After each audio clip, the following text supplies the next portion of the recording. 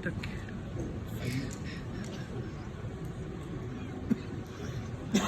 as 6 minutes. Merci. Bonjour à toutes et à tous. Pour celles et ceux que je n'aurais pas salué personnellement.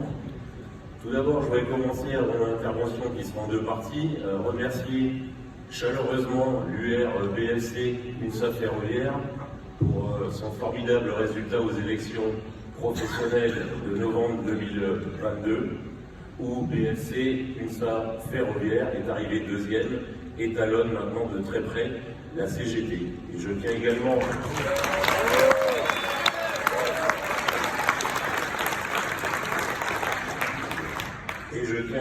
à les remercier pour leur investissement, pour l'organisation de ce congrès. Merci encore. Sur mon intervention, donc en 2 parties, la première portera sur ce que j'ai entendu ce matin par rapport aux différents intervenants. Et la seconde partie sera consacrée à une problématique très forte chez nous en ce moment, vous avez certainement entendu parler, c'est l'avenir du fret ferroviaire et surtout du fret SNCF. Donc pour commencer, je partage avec Laurent, et on a échangé avant ce congrès sur les différents sujets où on peut avoir quelquefois des points d'achoppement, et je partage notamment le fait qu'il faut se réunir de façon plus régulière entre secrétaires généraux des fédérations pour éviter qu'au niveau des revendications portées par certains, ça ne puisse pas nuire à d'autres fédérations.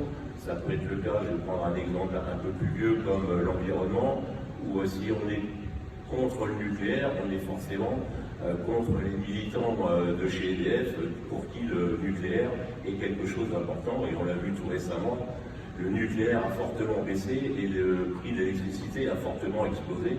Donc il faut bien prendre la problématique dans son ensemble avant de tirer quelquefois des conclusions hâtives.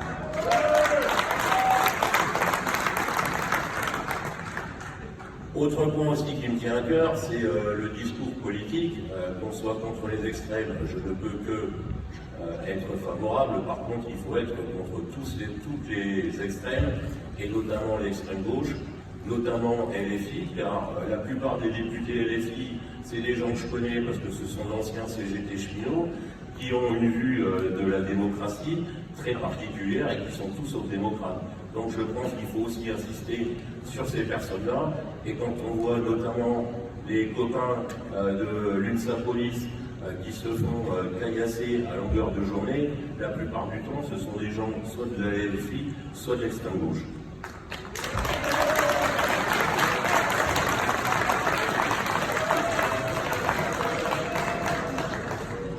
Pour finir, moi tout le monde ne peut pas être d'accord, c'est la position de l'UNSA Ferroviaire.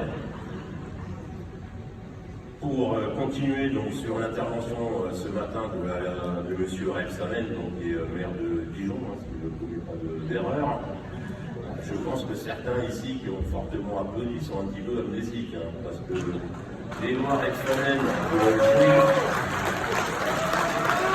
de août 2015 sont des lois scélérates qui ont engagé d'autres réformes. Rebsamen s'est négocié sans syndicat. Pour une organisation syndicale comme la nôtre, c'est quand même scandaleux. La règle des accords majoritaires qui sont passés de 30% à 50%, là également, aujourd'hui à la SNCF, on ne signe plus aucun accord d'entreprise. Parce qu'avant, les 30%, nous arrivions à les obtenir, et ceux qui ne signaient pas ne dénonçaient pas parce qu'ils savaient que c'était néfaste pour les salariés. Aujourd'hui, ce sont des accords unanimes de l'entreprise, et donc on perd en pouvoir et de représentation vis-à-vis des salariés. C'est également les prémices des lois El Khomri et des ordonnances Macron, donc El Khomri 2016, Macron 2017, fin des CE, CH et PP, mise en place des CSE, et pour les CSE dans les grandes entreprises comme la SNCF, c'est une catastrophe. Nous avons des CSE de plus de 10 000 agents qui couvrent la totalité de la France. On n'arrive plus à être au contact des agents, ce qui fait création de collectifs, et vous l'avez vu l'année dernière avec le collectif des contrôleurs, ce sont des gens qui nous échappent et qu'on n'arrive plus du coup à piloter parce qu'ils sont complètement en dehors des sphères syndicales. On a vu la même chose chez les médecins, chez les boulangers, alors que chez les médecins, le syndicalisme est toujours fortement implanté. Donc toutes ces lois ont fait quoi? N'ont fait que entraîner, la baisse de la représentativité et surtout de l'importance des syndicats en France. Donc je terminerai sur le fret.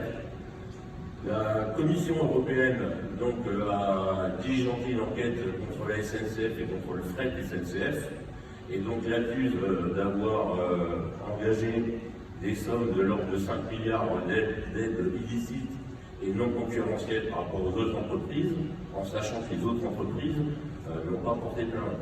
Donc c'est la Commission de Bruxelles qui nous impose en fait la création de ce qu'ils appellent la discontinuité économique, c'est-à-dire que le fret SNCF qu'on connaît aujourd'hui va devoir disparaître et on va devoir créer d'autres sociétés anonymes qui vont sortir du groupe.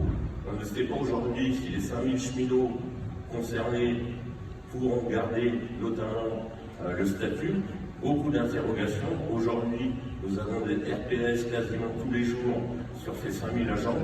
Et dans le cadre de l'environnement, il est quand même inconcevable de devoir liquider le fret SNCF, qui représente encore aujourd'hui 17% du trafic ferroviaire aujourd'hui. Et depuis l'ouverture à la concurrence imposée par Bruxelles, on est passé de 20% à 10% du trafic fret ferroviaire.